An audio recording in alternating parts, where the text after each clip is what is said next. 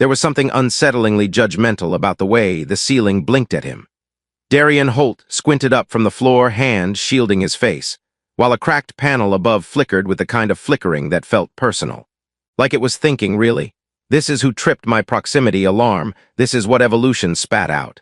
He groaned and sat up. His spine protested like it wanted to go back to bed and maybe also file a lawsuit. The hallway around him was part shadow, part humming machinery, and 100% the wrong kind of ancient. Everything gleamed in that eerie knot-light only alien tech ever gave off. Smooth walls with vein-like seams that pulsed softly, doors that looked like they might have grown from the floor instead of being installed. The air smelled faintly of copper, ozone, and misplaced dignity. "Note to self," Holt muttered, tapping his wrist pad, except it sparked and sizzled. He sighed. "Don't rely on cheap government-issue tech to survive crashing into cursed vampire space cathedrals." The ceiling blinked again. He ignored it and rose to his feet, brushing imaginary dust off his now half-torn recon uniform. The standard-issue fabric was supposed to be self-repairing. It had apparently self-decided he wasn't worth the effort. The rest of the squad had scattered when their dropship took a surprise detour through the atmospheric equivalent of a meat grinder. Last he saw, Lieutenant Barrows was yelling something about protocol while gripping an upside-down seatbelt. Darian, ever the galactic overachiever, had ejected straight into the only direction marked Certain Doom on the scan grid. He was pretty sure that was this place. The fortress loomed in the distance when he first approached, an impossible tangle of spires, domes, and floating terraces stitched together like a spider had been given infinite Legos and zero instructions. From the inside it was worse. It felt aware, and it kept whispering to him. Not with words, but with a gentle hum in the back of his skull, like an alien elevator playing elevator music composed by ghosts. He stumbled through a corridor shaped like a question mark, because of course it was, muttering half-hearted apologies to every wall he bumped into. Most of the lighting was off, but every so often, a soft bioluminescent glow would trail behind him like the floor was politely curious. That was the worst part, how polite the place felt. Not friendly, not safe, just intently watching. He rounded a curve and stopped dead. At the far end of the chamber, suspended just above the floor, a woman floated. Darian blinked, then blinked harder because the math wasn't mathing. She wasn't attached to anything. No cables, no magnetic fields he could see. She just hovered there, wrapped in tattered crimson robes that swayed as if underwater, pale limbs crossed delicately over a body that looked both regal and terrifying in equal measure. Her skin was pearlescent, almost translucent, and her face was carved from the kind of sharp angles that made people say ancient in hushed tones in documentaries. And her eyes were open. They glowed faintly violet, with vertical pupils that tracked him like a feline sizing up lunch. Darian, always quick on his feet, said the first thing his brain could muster. "Hey, do you live here, or is this like a squatter situation?" Silence, her gaze didn't shift, her lips didn't move. But he felt something asterisk click in the air like a code being entered. The room exhaled. The lights dimmed. The temperature dropped just enough to raise the hair on his neck. Darian cleared his throat, fumbled through his belt pouch, and with all the ceremony of a man who had made too many bad decisions too close together, held out a small, foil-wrapped object. "I come bearing tribute," he said solemnly. "One synthetic chocolate cube, aged 5 weeks in the back of a ration locker and definitely not expired. Probably." Still silence. Then slowly, too slowly, she descended to the ground. Her bare feet didn't quite touch it, but she floated close enough to make the hair on his arms whisper warnings. She glided forward, studying him the way someone might study a curious bug that had wandered into a cathedral. "You offer nourishment," she said, voice low, musical, and just shy of accusatory. "To me. Unless you're allergic to cocoa byproducts. In which case, this is the part where I pretend I meant it as a weapon." She reached out, not hesitantly but deliberately, and took the cube from his palm. He couldn't help but notice her fingers had far too many knuckles. She examined it, sniffed it with delicate suspicion, then without warning bit into the foil. "Wait, no." She blinked, chewed, swallowed. "Huh," she said. It wasn't clear whether that was a sound of approval, confusion, or disappointment. Then again, Darian had once eaten military chili with a spoon that turned out to be part of a drone wing, so he was in no place to judge culinary standards. He took a cautious step back. "So, we good. You're not gonna, drain me or sing my bones into jelly." She tilted her head, amused. Why would I waste such strange conversation? Flattery'll get you everywhere, he muttered.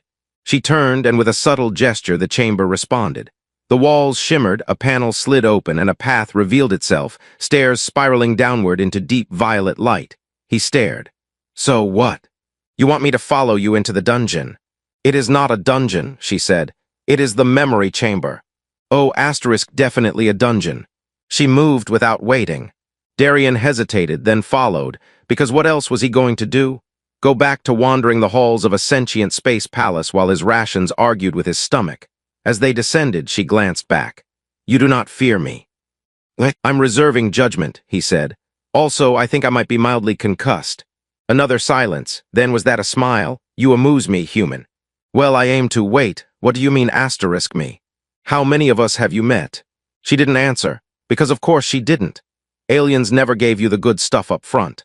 Darien sighed and kept walking, because that's what you did when the ancient vampire lady who might kill you later decides, for now, to be entertained. You keep walking, and maybe, just maybe, you keep the last chocolate cube in your back pocket, just in case. The stairs made no sense. They twisted without corners, folded under themselves like origami done by someone drunk on geometry, and pulsed softly underfoot, as if the architecture itself had a heartbeat and a mild caffeine addiction. Darien had long since stopped trying to guess where they were headed, and instead focused on not dying via space-age alien escalator mishap. Ahead of him, the floating, not-quite-walking alien woman glided like this was just another Tuesday. Her crimson cloak trailed behind, drifting in an artificial gravity that seemed to obey mood swings more than physics. Occasionally, she would glance back at him, which wasn't unsettling at all if one enjoyed being examined like a suspicious smudge on a telescope lens. So, he said, breath slightly ragged, how far down are we going? I ask because I forgot my spelunking gear and my will. No further than necessary, she replied in that same voice, equal parts lullaby and threat. That clears absolutely nothing up, thanks. She didn't laugh, but something in the air made a quiet ripple, like the room had exhaled through its nose. Darien glanced around as they descended into what he decided was officially the do not enter unless you have at least 3 backup plans zone. The walls were shifting now, not moving exactly but flexing inward like muscle under skin. He touched one on impulse. It was warm, and it shivered. I take it this place has, like, very low property value. She stopped so suddenly that Darien nearly slammed into her. This place, she said slowly, is older than your species' first breath. It remembers when stars were infants and time was not yet linear. Right, but no central heating, I assume. She turned. Her eyes glowed faintly, and though her face remained unreadable, something about her silence screamed you're an idiot. He raised both hands. I deal with fear through jokes, okay. It's either that or I start screaming about the floor pulsating under my boots. She resumed gliding without a word. He followed, grateful she hadn't liquefied him. Finally, they reached a circular chamber that opened up like a stone flower. The walls curved outward and upward into a dome that shimmered with faint starlight, except they weren't stars. They moved like living memories, flitting from panel to panel, images of battles, cities floating in gas clouds, winged beings etched in lines of fire. At the center of the chamber hovered a massive structure, a sort of crystalline obelisk that rotated slowly in midair, its facets catching the light in impossible ways. Within it, flickers of things, faces, worlds, lightning storms in zero gravity. Darien stared. Okay, that's new. She floated toward it with reverence. This is the core, the preserved mind of the fortress, a record of its journeys, its wars, its betrayals. Darien squinted at a section of the crystal that was currently displaying what appeared to be a diplomatic dinner that devolved into a knife fight. Very educational. Touch it, she said softly. If it accepts you, you may see. Define accepts, because last time I touched something glowing, I couldn't stop sneezing fireflies for a week. She didn't answer. He sighed, muttered a prayer to the patron saint of unfortunate scouts, and reached out. The moment his fingers brushed the surface, the world collapsed. Not literally, probably. But the room melted away, replaced by an endless void filled with stars that pulsed like nervous eyes. Images flooded his mind faster than he could parse. Great ships shaped like bone, cities carved into moons, a voice crying in a language made entirely of regret. And through it all, her asterisk. Not as she was now, but many forms armored in light, cloaked in fire, laughing with others of her kind until the laughter turned to screams. He staggered back, gasping. She was watching him, her head tilted, eyes narrowing slightly. You saw. Yeah, saw is a word, so is overwhelmed asterisk, so is terrified. Also mildly impressed, if that counts for anything. The obelisk dimmed, returning to its gentle glow. Darian rubbed his temples. That was like downloading an encyclopedia directly into my soul while someone screamed poetry into my spine. She floated closer, her voice gentler now. Most who try are broken by it. Well, I was already broken, so joke S on you. She blinked. That explains much. He pointed at her, trying to look offended. That was almost a burn. Are you developing a sense of humor? I have always possessed one. It has simply never been required. Let me guess, too busy draining people and muttering ancient curses. She floated past him, ignoring the jab. Come. I'm really starting to wish you'd say something else. Come usually leads to near death or more hallucinations. They exited the chamber into a narrow corridor lined with what looked suspiciously like display cases. Inside each, objects of unknown origin, glimmering with faint energy, helmets, daggers, crystalline cubes, a jar of what might have been preserved space pickles. Artifacts of the war, she said. Gifts, trophies, sacrifices. Darian paused at one cube that blinked when he looked at it. What's this one do? Turns internal monologue into external speech. He backed away slowly. Further along the corridor, they reached a small alcove. Inside, a dais and a stone-like seat that didn't look comfortable in any universe. She sat, or rather hovered an inch above it, robe settling like spilled ink around her. Darian shifted awkwardly. So do I just stand here and admire the ambience, or? You ask questions, she said, many of them. It's a coping mechanism. She studied him for a long moment, then ask one more. Why haven't you, killed me yet? Silence stretched. I have existed in solitude for longer than your planet has drawn breath. I have seen empires rise, and I have reduced them to ash. I was worshipped, feared, forgotten. She looked away, and no one, not one being, ever thought to bring me chocolate. Darian opened his mouth, closed it, then snorted. That's it, that's the secret. All this time you just needed a snack. Her mouth twitched, almost a smile. I remember everything, Darian Holt, but I had forgotten kindness. A beat passed, then she added, also your awkwardness is mildly entertaining. Now asterisk that I believe. They sat in silence for a while, the kind that felt less like a pause and more like a shared exhale. Somewhere above, the fortress hummed, not with warning but with curiosity. Darian, after a moment, pulled another foil-wrapped cube from his pocket and held it out. She looked at it, then at him. You carry more. I ration my diplomacy. This time when she took it, she unwrapped it first. Ate only the chocolate. Progress. The fortress decided without warning or courtesy to rearrange a hallway. One moment Darian was stepping into the same corridor he'd used to reach the memory chamber. Same vaguely judgmental walls. Same floating dust motes that blinked if you looked too long. And the next, the floor buckled ever so slightly to the left. A new archway appeared, and the wall behind him sighed shut with the finality of a disappointed parent locking the liquor cabinet. Okay, he said, hands on hips. So we're doing that now. He turned to Vexa, who hadn't flinched. Of course. She hovered calmly beside him, eyes half-lidded in what he was beginning to recognize as her asterisk mild amusement mixed with eternal cosmic boredom face.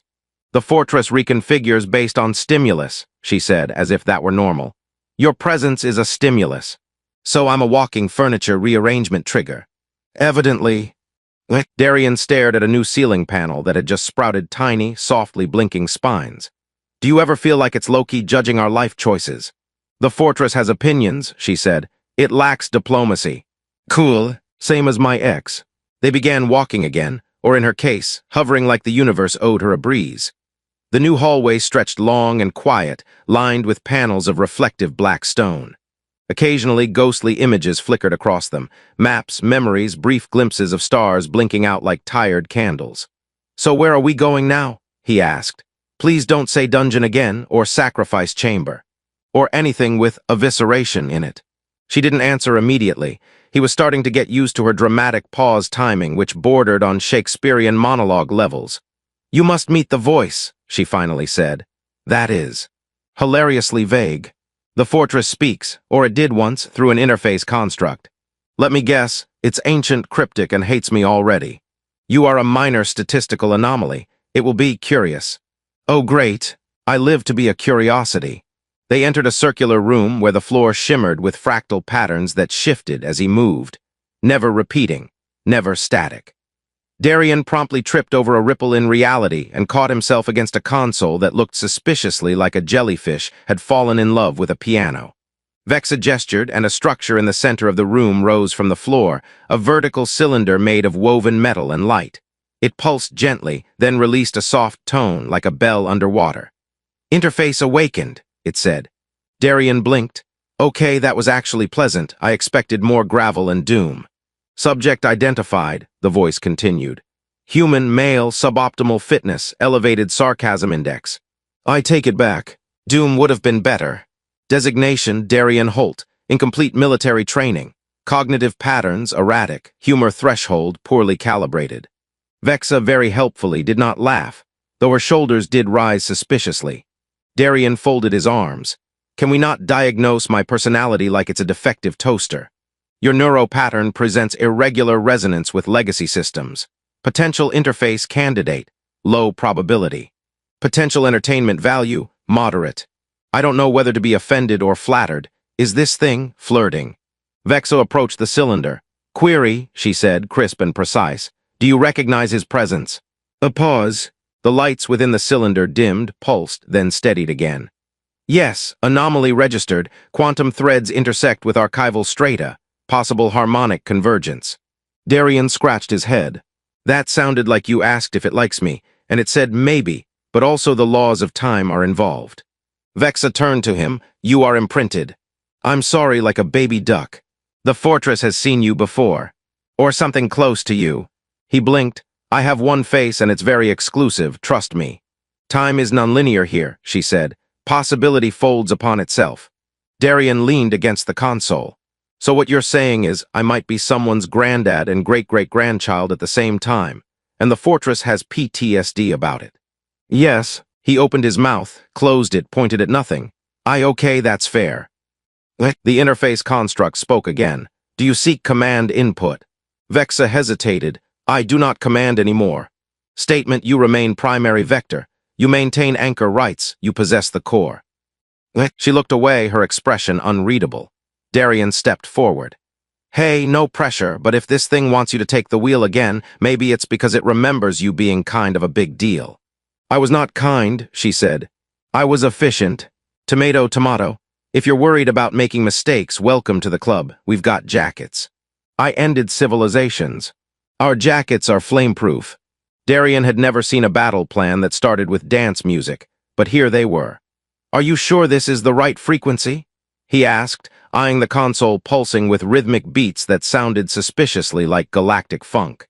Somewhere between the bass drops and alien chanting, he was 90% certain he heard the phrase *obliterate with style repeated in synth. "The fortress chose it," Vexa said simply, her hands hovering over glowing glyphs that moved away every time she tried to touch them. "It believes psychological warfare includes disrupting enemy expectations. Well, if they came here expecting a goth vampire death trap and got a disco rave of doom, mission accomplished." Outside, the scavenger vessel had reached orbit. It hung just beyond the fortress's atmospheric shroud, sleek and dark like a shark pretending to be a spaceship. Darian had seen that class of ship before, interceptor class, modified with illegal cloaking tech, probably 3 too many plasma cannons, and at least one smug pilot named something like Rex or Blaze. They always had that vibe, the interface hummed. "They have initiated scans, power readings minimal, no external shields, minimal defense systems." Darian frowned. "That's a trap, right?" "Yes," Vexa said without hesitation. "Cool. So we're all just lying to each other. Galactic diplomacy at its finest." The fortress vibrated subtly, like it was flexing old muscles. Ancient weapons systems unfolded from hidden alcoves along the outer shell, most of them so deeply advanced that even the interface offered only vague descriptions like light fission disruptor array, and very unwise to touch. Darian stood in what was supposed to be a control platform, but looked more like a glowing throne made for a very aggressive jellyfish. Panels surrounded him in semicircular formation, some pulsing with light, others whispering in frequencies only dogs or possibly eldritch deities could hear. He pointed to one display. This one says entropy launcher. That feels bad. It converts mass into time fragments, Vexo explained, then reintroduces them backwards. Yup, still bad. They used to be fashionable, she added almost wistfully. Darien adjusted his stance. Can we maybe use something slightly less existential for the first volley? Standard plasma turrets, then. Delightfully quaint. The interface chimed again. Enemy vessel broadcasting signal. Darien raised his eyebrows. Did they just asterisk knock? A second later, a voice crackled to life across the chamber speakers. Smooth, self-assured, and absolutely the kind of voice that belonged to someone who overused hair gel. Unidentified structure. This is Captain Zerx of the Wraith Hound. We are on a salvage mission and have identified your vessel as derelict.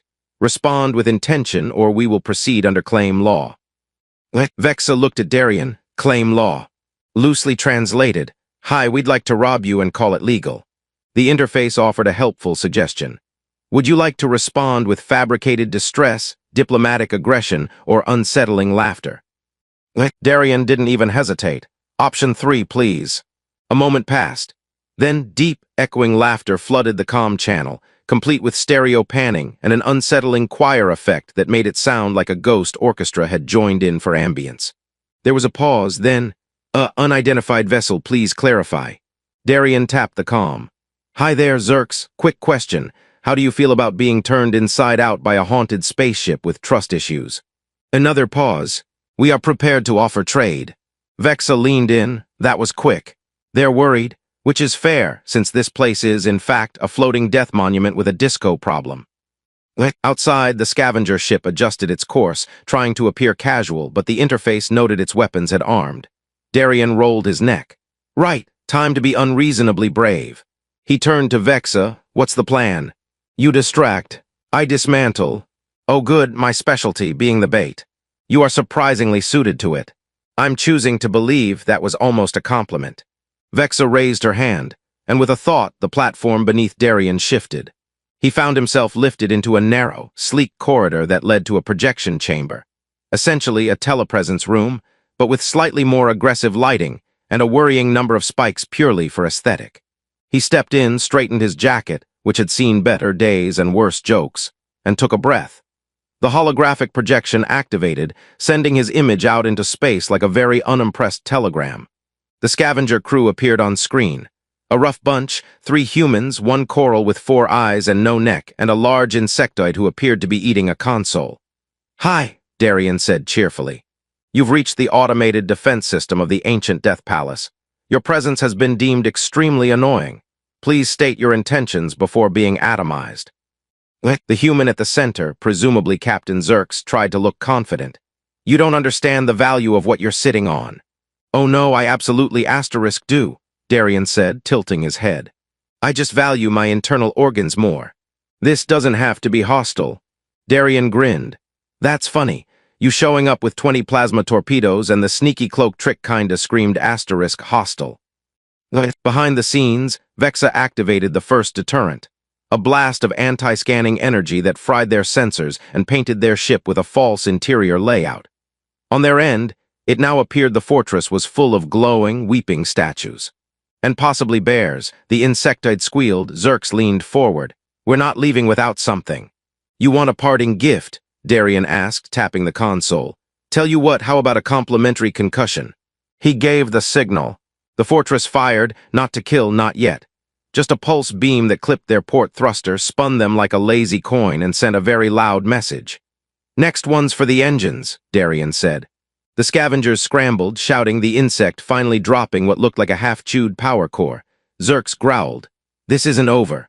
It better be, Darien replied. Because I just found the button labeled asterisk, reverse evolution asterisk, and I'm real curious. The comm cut. He exhaled and stepped back as the projection fizzled out. Back in the central chamber, Vexa watched the ship retreat, limping, sparking, but alive. They'll return, she said. They always do, Darien replied. Bad ideas are like cosmic boomerangs. You handled it well. Handled is generous, flailed bravely, improvised with flair. Flailing with flair, she said thoughtfully, a useful tactic. He grinned, "Stick with me. I'll teach you the sacred human arts of sarcasm, bluffing, and how to panic efficiently under pressure." She looked at him, really looked. "Perhaps I will." The fortress settled around them, humming like a beast gone back to sleep. And somewhere faint and impossible, the disco music still played. The kitchen was trying to kill him. Not overtly, of course. That would have been too easy. No, it was more subtle. Death by toaster, betrayal by beverage dispenser. A slow campaign of appliance-based sabotage that Darien was certain had begun the moment he asked, "What's for breakfast?" He stood in the galley module, which had materialized overnight like the fortress had remembered humans needed food, but hadn't quite remembered how they liked their organs arranged. There were at least 4 devices that looked like espresso machines built by someone who had only *read* about coffee in an angry Reddit thread, and 1 suspicious orb labeled NutriPaste Vortex. "Vortex," Darien muttered, "always a promising breakfast word." The orb beeped at him, then it dispensed something gray, steamy, and textured like regret. He poked it. It jiggled. Vexa entered without a sound, her crimson robes trailing behind her like dignified smoke. She watched him with mild curiosity as he made a face at the food. "This is an affront to every taste bud I possess," he said. "And I once ate a ration bar that tasted like melted rubber and old socks." Vexa stepped closer, took a small sample between 2 fingers and sniffed it. Nutritionally efficient. Synthesized from protein moss, memory algae, and 2 forms of fermented starch. That explains the aroma of ancient gym locker. It is the standard ration for long-haul missions. Your species digests it well. Darien raised an eyebrow. "And by digests, you mean screams internally for 12 hours before forgiving you." She tilted her head. "You are very attached to taste. It's one of our few joys that doesn't involve explosions." He pushed the bowl away and opted for the least threatening beverage option, something labeled Hydration Matrix. It was purple, he didn't ask. As he sipped, the interface chimed from a wall panel. "Local space remains clear. Hostile vessel has retreated beyond scan radius. Probability of return, 72%. Cool, so slightly less than the chance of me regretting breakfast. Great odds all around. Would you like to initiate contingency preparations? Only if one of the contingencies includes make better toast." Vexa moved to a console that grew from the wall like a blooming crystal. She touched it lightly, and a display of the galaxy unfolded, spirals, nodes, blinking hazard zones. Her eyes narrowed at a particular point near the fringe of the Zarath corridor. "A distress beacon," she said. Darien leaned over. "Please tell me it's not from the guys we just scared off." "No," she said. "It's older, faint, possibly automated, origin unknown. Should we check it out? Or is this one of those curiosity-killed-the-scout moments?" She considered. This fortress can travel. Now that the core is active again, jump systems are viable. Darien perked up. "We can move this thing, like actual faster-than-light fortress relocation. Limited distances. It was designed for siege repositioning. Please tell me you have a button labeled Siege Repositioning." She gestured toward the console. The glyphs shimmered and reformed into a command sequence. Darien cracked his knuckles. "Okay, let's take this space vampire castle for a spin." The jump sequence initiated with a deep, resonant tone, like a cathedral sighing into the void. Panels along the wall shifted, shielding windows, and the fortress gathered itself inward. Darien braced against the counter. The NutriPaste orb shuddered and gave up with a wet glorp. The universe folded. It wasn't like normal space travel. There were no stars streaking by, no comforting hum of thrusters. It was more like diving into a very old book and realizing the margins had teeth. Then the world snapped back into place and they were somewhere else. Darien exhaled. "Okay, not throwing up, calling that a win."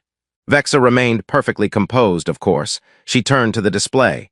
"The beacon is close, within a nearby debris field."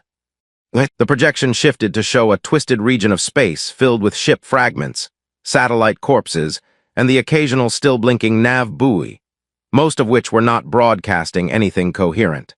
The beacon was nestled deep in the field, protected by overlapping layers of junk and danger. "Let me guess," Darien said. "Totally safe. Statistically unwise. Excellent, let's go immediately." They entered the transport chamber, what Darien had started calling the vampire Uber. It shimmered to life around them, surrounding them with a cocoon of energy that compressed space just enough to make his ears pop. The moment they reappeared inside the debris field, he regretted everything. Okay, nope, he said, ducking as a piece of scorched wing drifted past. This is officially the worst space neighborhood I've ever seen. They moved slowly, weaving between fragments of hulls and broken engines. The beacon pulsed ahead, still steady, still strangely melodic like a lullaby left on repeat. As they approached, Darien squinted. That is not a ship. The source of the signal was a pod, oval, plated in old-world alloys with no visible propulsion. It looked like someone had sealed it shut with desperation and hope. It's a cryopod, Vexa said. Pre-Empire make. Possibly thousands of cycles old. Darien floated closer. Whoever's inside is either very lost or very late for something.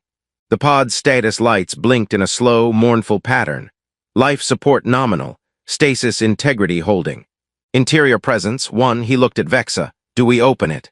Not here, bring it aboard. Back at the fortress, the pod was placed in a containment chamber while the interface scanned it thoroughly. Occupant, human, biological age. 32 Earth years. Time in stasis, approximately 1,460 cycles. Darien's jaw dropped. They've been frozen for 1,400 years. Nearer to 15, Vexa said calmly. Impressive preservation. What if they wake up and scream, or try to eat us, or sue us for emotional trauma? You may handle first contact. Great, I'll just bring cookies and an apology note. The chamber lights dimmed. The pod hissed, then cracked open with a long, shuddering breath. A figure lay inside, male, bearded, pale from stasis, dressed in what looked like an old Earth uniform patched with space tape and prayer. His eyes fluttered. Darien leaned in. The man blinked, coughed, and croaked. Did we win? Darien opened his mouth, closed it, then said, define win. The newly thawed man sneezed 5 times in a row, groaned, and immediately attempted to sit up, which went exactly as well as expected. Whoa there, Frosty, Darien said, catching his shoulder before he could collapse face first off the pod platform. You've been frozen longer than most Galactic. The first thing Harvin Silt noticed when he stepped through the temporal veil was that his left foot felt 3 seconds older than his right. The second thing he noticed was that gravity in this pocket of distorted time-space was slightly judgmental. His limbs moved fine, but there was a lingering sensation, like the air was waiting for him to make a mistake so it could say aha and push him into a wall. He took a careful step forward and squinted. The small silver structure ahead didn't resemble any coalition architecture he remembered. No markings, no seams, no obvious way in. Just a smooth, ovular shape hovering silently in a field of rippling starlight echoes. Status. Darien's voice crackled through the comm. Still alive, still handsome. Jury S out on the second, Harvin replied. But yes, alive and mildly insulted. Excellent, you're doing great. Try not to touch anything that looks like it can rewrite history or explode into bees. Vex's voice cut in, calm and sharp. The structure is partially organic, possibly sentient, be cautious. Wonderful, Harvin muttered. I've missed conversations where buildings might have opinions. He stepped closer and the surface rippled. A seam appeared, not from any external control, but as if the structure had decided it liked him. A doorway slid open with a soft asterisk woof asterisk like an exhale from a very polite lung. Inside, the chamber glowed softly. The walls were lined with sigils that pulsed at different rhythms, like some kind of cosmic heartbeat monitor. At the center stood a single pedestal. On it, a small cube no bigger than a loaf of bread hovered and rotated slowly. This is either very important or very cursed, Harvin said. Can it be both? Darien asked. He approached the cube. As he got closer, it stopped spinning. Then, with a soft chime, it projected a holographic interface. Dozens of languages, old and new, swirling together until settling on one that looked suspiciously like pre-Empire Coalition script. Harvin's breath caught. It's a message, he said, addressed to me. He tapped the first line. The message began to play, not as audio but as pure thought, images, feelings, fragments of someone else's mind. A woman's voice echoed in his skull, calm but tired. If you are reading this, then the plan failed, or perhaps it succeeded in ways we never understood. You were our contingency, Harvin, our last thread. The core could not fall into their hands, not the scavengers, not the mimics, not the minds from beyond the veil. The images changed, battlefields lit by violet fire, fractured timelines. The fortress intact and gleaming, then broken and silent. You were preserved because you're more than a soldier, the voice said. You're the key. Your pattern is entangled with the core's final protocol. Only you can initiate its awakening. Harvin staggered. I what? Vexa's voice came through, slightly warped. Repeat that. Harvin repeated the message. Silence followed. Then Darien muttered, well, that explains the welcome mat. Harvin turned back to the cube. There's more. The message shifted. A single word repeated in dozens of tongues. Awaken, awaken, awaken. A final flash, an image of the core itself, pulsing, spinning, connected to something buried deep in the fortress, something dormant. Then silence. The cube dimmed. Harvin took a shaky breath. I'm coming back. The structure didn't resist his exit. The portal opened with a flicker, and he stepped through, collapsing into the containment chamber back aboard the fortress. Darien helped him up. You all right? Still you? No sudden cravings for starstone dust or ancient blood rituals. Not yet, Harvin said, but apparently I'm some kind of activation key. Vexa was already at the central console. The message was not falsified. It carries imprint resonance with core encoding. So, Darien said, you're saying this man is a living password? Yes. Cool, I'll start making t-shirts. Vexa gestured and the fortress's map reshaped itself. A chamber deep in its heart glowed, one that hadn't responded to any scans before. The central crypt, she said. Where the master code lies, it has been sealed since the last war. Harvin rubbed his temples, and I'm supposed to open it. The cube said you must awaken it, Darien said. So maybe it's like a universal snooze button, just bop it gently and hope for the best. They made their way through the inner levels of the fortress, regions untouched even by Vexa's memory. The walls were darker here, less alive, as if these halls slept while the rest of the fortress watched. At the end stood a door. Smooth, black, unbroken, Harvin stepped forward. The moment his palm touched the surface, a light burst outward, not blinding but warm, familiar. The door opened. Inside, the chamber was small, simple. A pedestal at its center, topped with a shallow depression shaped exactly like a human hand. Okay, Harvin muttered. No pressure. Darien clapped him on the back. If this goes wrong, I promise to tell your story with heavy embellishment and lots of explosions. Comforting. Harvin stepped forward and placed his hand in the slot. Nothing happened. Then everything did. The room thrummed with energy. Light cascaded from the walls. The pedestal dissolved, revealing a core, smaller than expected, a sphere of crystallized memory and light. It pulsed once, twice, then it spoke. You have returned, it said in a voice that was many voices. You are late. Story of my life, Harvin muttered. The core pulsed again. Protocol awakening, command interface initializing. Legacy systems reactivated. Entanglement confirmed. Darien leaned toward Vexa. Did it just say it likes him? In its way. The core rose into the air. New directive required, it said. Awaiting instruction. Harvin looked at Vexa. What do I say? She stepped forward. You say what you want this fortress to become. Harvin hesitated. Then he said, protect, preserve, remember. The core pulsed one last time. Directive accepted. The fortress shuddered as ancient systems woke, and for the first time in ages, it remembered its purpose. The fortress began to hum, not like a ship engine or a reactor core warming up. No, this was older, deeper, like a memory clearing its throat.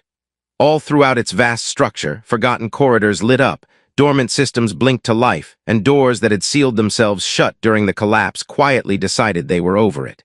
Darien stood in the main control chamber and watched as holographic maps unfolded like a blooming nervous system. I gotta say, it's nice to see the place stretch its legs, he said. I was beginning to think half these halls were just decorative. Harvin remained near the pedestal where the core still floated, now gently rotating and pulsing with a soft, rhythmic light. It's listening. I can feel it. That's comforting in a please don't read my browser history kind of way, Darien muttered. Vexa, focused on the console in front of her, tilted her head. The systems are aligning. The core is distributing itself across the network. This vessel is now fully sentient. Wait, Darien said, blinking. It wasn't sentient before. Not completely. It was fractured, reactive. Now it is whole. Okay, so, do we ask it for permission before walking into rooms now? Is it going to start developing opinions about my snacking habits? A voice filled the chamber. It was the same voice that had spoken earlier from the core, layered, calm, and somehow ancient without sounding old. I have always had opinions about your snacking habits. Darien jumped. Great, wonderful, we're all doomed. The space station is sassy. Harvin suppressed a grin. You'll get used to it. The interface shimmered again, displaying an expanding region of local space. Dozens of red pings flared up along the edges. "What are those?" Harvin asked. "Unregistered ships," Vexa said, "scattered but converging." "Scavengers?" Darien asked, some others unknown. The Corps' voice returned. They heard the signal, they felt the awakening, they are coming to claim what is not theirs. Darien crossed his arms. Of course they are. Can't have one day without being the galaxy's favorite loot crate. Harvin stepped closer to the map. They'll overwhelm us if they coordinate. We need a deterrent. The Corps pulsed. Deterrent systems are available. Options range from targeted dissuasion to orbital regret. "I'm sorry," Darien said. "Did it just say orbital regret? That is not a phrase any weapon should use casually." "Clarification," the Corps said. "Orbital regret is the designation of a counter-invasion protocol involving gravitational lensing, quantum resonance disruption, and low-orbit emotional trauma. I retract all concerns. I fully support this name." Vexa, without lifting her gaze, said, "Begin deterrent sequence, passive level 2. The fortress's outer hull shifted. Shield arrays restructured themselves into starbright glyphs. Massive antennas extended, humming with energy as a soft wave pulsed outward, undetectable to most, but felt by every ship tuned to the frequencies of fear and logic. The red pings on the map hesitated. 3 of them blinked out entirely. "Smart," Darien said. "The ones who leave now probably weren't the shoot-first crowd. The ones who stay," Harvin added, "are either desperate or stupid." "Ah," Darien said, "the classic combo." A small alarm chirped. "One vessel is approaching," the Corps said. "Unarmed, no known registry, broadcasting a message." The screen zoomed in. The ship was a clunky old freighter with a hull covered in solar panels, mismatched repairs, and what looked like someone had tried to paint flames on the side and given up halfway through. "Looks like it was built by hopeful scavengers and maintained by duct tape," Darien said. "Message is audio only," the Corps added. "Play." "Let's hear it," Vexa said. The speakers crackled. A cheerful voice came through, one that sounded like it had seen too much and chosen to laugh anyway. "Hello, mysterious floating fortress. My name is Arco. This is the Mudskipper Asterisk. I am officially not here to steal anything. I'm a historian, possibly the last one. I heard the signal and figured if I'm going to die in deep space, I might as well do it near something interesting. So, permission to not be vaporized." Darien raised both eyebrows. "I like him already." "He may be useful," Vexa said. "A historian would know how to interpret surviving records." Harvin nodded. "He's not a threat. Bring him in." "Locking on with a gravity cradle," the Corps said. "No weapon signatures detected. Vessel is 94% patchwork and optimism." A few minutes later, Arco arrived. He was exactly what Darien had pictured. Slightly too tall for his coat, hair like it had fought a windstorm and lost, and a satchel full of datapads held together with string and anxiety. "Wow," Arco said, stepping into the main chamber. "This place is incredible. You smell that? That's the scent of pre-Empire construction materials and ancient trauma." Darien clapped him on the back. "Welcome aboard. Ignore the haunted lighting and the possibility of sentient walls." "Oh, I hope the walls are sentient," Arco said. "They've probably got stories." "You're not concerned about being blown up?" Harvin asked.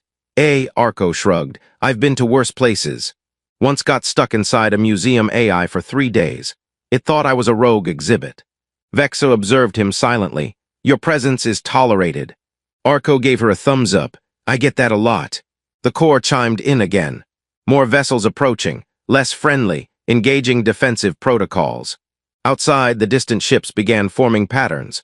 Triangle formations, sweep patterns, the unmistakable rhythm of coordinated attack. "We don't have much time," Harvin said. "We need to prepare." "We have more than weapons," Vexa said. "We have knowledge. This fortress contains archives unknown to the modern galaxy." Arco's eyes sparkled. "You have records unsorted. Ancient, possibly dangerous. Thousands of them," the Corps replied. "Some are cursed. I volunteer as tribute." Darien chuckled. "Welcome to the resistance, buddy." The team split. Harvin and Vexa to configure the fortress's inner defenses, Darien and Arco to comb the archives for something useful, or at least mildly confusing in a helpful way. In the center of it all, the Corps pulsed with memory and warning. The fortress was no longer sleeping, and it would not be taken. The battle never quite arrived the way everyone expected. There were no epic fleet-on-fleet clashes, no desperate last stands accompanied by violins or swelling background soundtracks. Instead, the fortress stood in silence, lights pulsing faintly, and simply waited. Like an old master at a chessboard who had already seen the last 20 moves and knew that the universe would catch up eventually. From the control chamber, Darien watched the growing cluster of red signals just outside their perimeter. So just to confirm, our plan is still to stare at them until they get nervous. They are already nervous, Vexa replied. You've seen to that. Well, I do radiate a certain disheveled menace. Harvin folded his arms. They're running scan loops again, trying to find a weakness. Should we send them a message? Arco asked from where he sat cross-legged in a nest of half-functional data pads. Something like, "Go away, we're busy preserving the timeline and possibly eating cookies." Darien grinned. Or, "We are a peaceful people with an extremely violent house." The Corps chimed in. Weapon systems charged, emotional deterrence active. "See," Darien said, "even the fortress is in on the joke." But beneath the banter, something had shifted. Vexa no longer moved with the tense poise of someone waiting to be hunted. Her steps were measured but not guarded. She didn't hover above the floor quite as much. Once Darien even caught her humming. He didn't mention it. Harvin had stopped pacing. The weight of 15 centuries lost didn't seem as heavy anymore. There was purpose in his voice again, not just duty. And he'd even started teaching the fortress how to swear like a coalition soldier, which was arguably his most lasting contribution to history. And Arco. Well, Arco had found a closet full of ancient bureaucratic protocol files and declared it his personal Disneyland. He emerged once in a while to declare facts like, technically, this fortress is still registered as a neutral diplomatic envoy. Or, apparently there's a theater module shaped like a crab. They didn't attack. The scavenger vessels and curious warships lingered for hours, then days. Eventually, one by one, they peeled away, some out of fear, some out of respect. And some Darien suspected out of confusion. The fortress, that impossible relic, refused to play by the rules of modern conflict. It didn't flex its power, didn't issue ultimatums. It simply existed asterisk, calm, vast, ancient, and reawakened. That was threat enough. One morning, if time meant anything anymore, the last ship blinked off the sensors. Darien stared at the empty grid. "Well," he said, "I guess that's that." "Threat level reduced," the Corps confirmed. Vexa nodded. "They understand now." Harvin turned to the center pedestal, where the Corps hovered quietly. "So what do we do with it?" "It's not just a weapon," Vexa said. "It's a memory, a refuge." Darien crossed his arms. "Then we use it. Not to rule, not to fight, just to remember asterisk." Arco stood up and stretched. "I've already cataloged the first 3 archive vaults. There's enough history in there to rewrite 3 textbooks and spark at least 2 academic duels." "Academic duels?" Darien asked. "Oh yes, witty insults at 10 paces, extremely dangerous." The fortress began to change after that, subtly but noticeably. Lights softened. Halls that once hissed when entered now whispered welcome. Rooms opened where none had existed, gardens built of starlight, libraries that shimmered with holographic ink, chambers that played entire lifetimes in panoramic memory. They became a crew. Not quite a team of heroes and definitely not professionals, but something better, something real. Darien found himself at peace. For the first time in years, he wasn't running from a mission gone sideways or waiting for the next sarcastic disaster. He had a role, a place. He even started wearing something almost